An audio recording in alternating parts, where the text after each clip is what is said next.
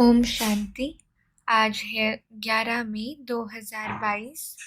आज की मुरली का सार है, मीठे बच्चे, तुम ही बहुत काल से बिछड़े हुए हो।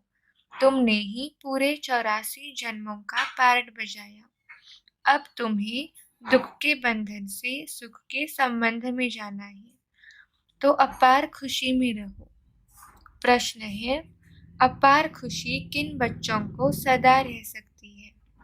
उत्तर, जिन्हें यह निश्चय है कि पहला, बाबा हमें विश्व का मालिक बनाने आया है। दूसरा, हमारा सच्चा बाबा वही गीता का सच्चा सच्चा ज्ञान सुनाने आया है। तीसरा, हम आत्मा अब ईश्वर की गोद में बैठे हैं। हम आत्मा इस शरीर सहित बाप की बनी हूँ। चौथा, बाबा हमें भक्ति का फल सद्गति देने आया है। पांचवा, बाबा ने हमें त्रिकालदर्शी बनाया है। छठा, भगवान ने हमें माँ बनकर अडॉप्ट किया है। हम गॉडली स्टूडेंट हैं। तो जो इस स्मृति व निश्चय में रहते हैं, उन्हें अपार खुशी रहती है। ओम शांति। बाबा कहते कि बच्चों को निश्चय है कि हम आत्मा हैं। बाबा भगवान हमको पढ़ा रही है, तो बच्चों को बहुत खुशी होनी चाहिए। बाबा आया हुआ है सबकी सद्गति करने। सर्व के सद्गति दाता, जीवन मुक्ति दाता वही है। निराकार बाबा इस रथ पर अर्थात ब्रह्मा बाबा में सवार है। यह तो है निराकार बाबा की प्रवेशता। बच्चों को बहुत खुशी होनी चाहिए। बाबा है गीता का सच्चा सच्चा भगवान। बाबा कहती है कि खुद कहते हैं मुझे इन ऑर्गन्स का आधार लेना पड़ता है, इनका नाम ब्रह्मा रखना पड़ता है। बाबा कहती है कि स्थूल वतन में आकर कहती है मैं इस ब्रह्मा तन में प्रवेश कर तुमको अडॉप्ट करता हूँ। बाबा कहती है मैं भी इसमें हूँ, कभी बच्चा बन जाता हूँ, कभी माँ भी बन जाता हूँ। जादूगर है ना। कई बच्चे फिर इस खेलपाल को जादूगरी समझते हैं। बाबा कहते हैं कि यह तो सारी ज्ञान की बात है। पहले यह पक्का निश्चय चाहिए कि मैं आत्मा हूँ और बाबा तो कहते हैं मैं तुम्हारा बाप हूँ। तुम बच्चों को त्रिकालदर्शी बनाता हूँ। ऐसी नॉलेज कोई दे न सके। बाबा कहते कि जब भक्ति मार्ग का अंत होता तब बाप को आना पड़ता है। बाबा ने कहा कि अभी तो तुम बच्चे समझते हो कि बाबा भी बिंदी है और हम भी बिंदी है।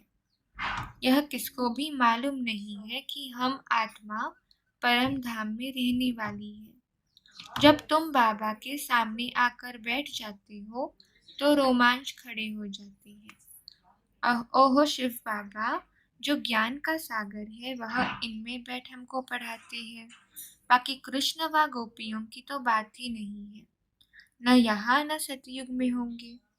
वहाँ तो हर एक प्रिंस अपने महलों में रहते हैं। इन सब बातों को वही समझेंगे जो आकर के बाप से वर्षा लेंगे। तो यह खुशी भी अंदर रहनी चाहिए।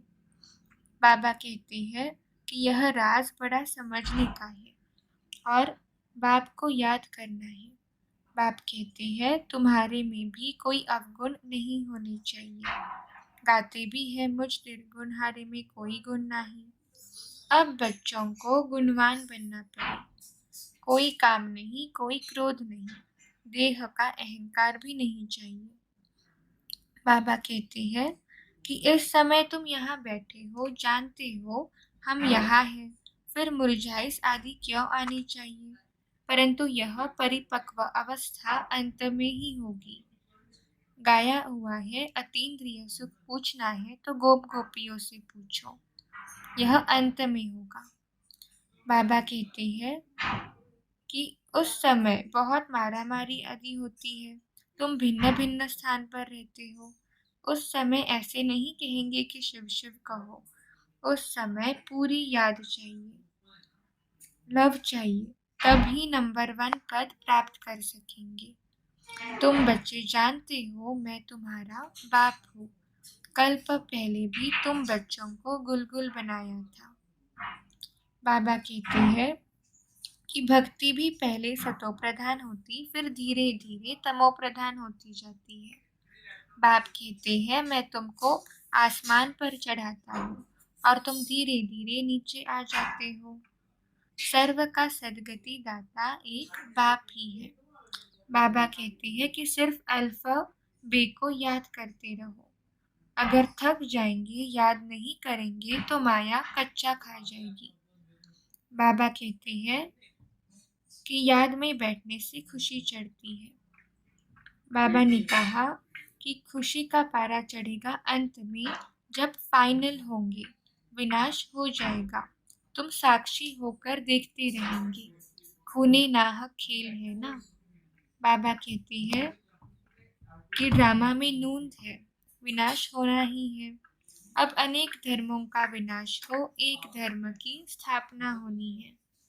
तुम जानते हो हम बाबा की श्रीमत पर राज्य स्थापन कर रहे हैं। बहुत खुशी रहनी चाहिए कि बाबा आया है।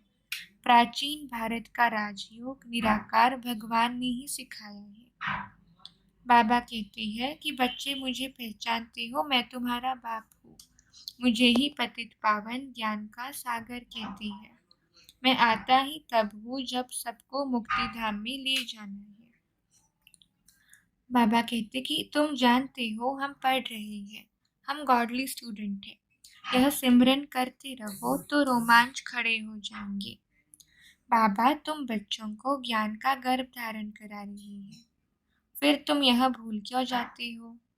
बाबा कहते हैं कि बच्चे का महाशत्रु है, इससे तुमको आदि मध्य अंत बहुत दुख दिया है। यह है मृत्युलोक वैश्यालय। राम शिवालय बनाते हैं जिसमें देवी देवता धर्म का राज्य होता है। बाबा कहते कि किस एक बड़े को समझ में आ जाए तो आवाज फैल जाएगा। गरीब की तो कोई बात नहीं सुनते। तुम्हारे में भी नंबरवार धारणा वाली है। स्कूल एक ही है, टीचर भी एक ही है, बाकी पढ़ने वाले सब नंबरवार है। अच्छा, धारणा के लिए मुख्य सार। माया के वार से बचने के लिए जिन बन अल्फ और बे को याद करते रहना है। सिर पर जो पापों का बोझा है उसे योग बल से उतारना है। अतीन्द्रिय सुख में रहना है। दूसरा, मुख से सिर्फ शिव शिव नहीं करना है, बाप से सच्चा लव रखना है। कांटों से फूल बनाने की सेवा में तत्पर रहना है। वरदान, निश्चिंत स्थिति द्वारा यथार्थ जजमेंट देने वाले निश्चय बुद्धि विजयी रत्न भव।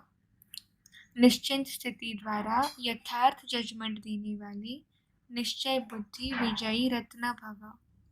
विस्तार, सदा विजयी बनने का सहज साधन है एक बल एक भरोसा। एक में भरोसा है तो बल मिलता है। निश्चय सदा निश्चिंत बनाता है और जिसकी स्थिति निश्चिंत है वह हर कार्य में सफल होता है, क्योंकि निश्चिंत रहने से बुद्धि जजमेंट यथार्थ करती है। तो यथार्थ निर्णय का आधार है निश्चय बुद्धि निश्चिंत। सोचने की भी आवश्यकता नहीं, क्योंकि फॉलो फादर करना है, कदम पर कदम रखना है। जो श्रीमत मिलती है उसी प्रमाण चलना है। सिर्फ श्रीमत के कदम पर कदम रखते चलो तो विजयी रत्न बन जाएंगे। स्लोगन है, मन में सर्व के प्रति कल्याण की भावना रखना ही विश्व कल्याणकारी बनना है। ओम शांति। मातेश्वरी जी की अनमोल महावाक्य। इस संगम समय पर ईश्वरीय नॉलेज जो हमें मिल रही है, क्या यही नॉलेज फिर सतयुग में मिलेगी?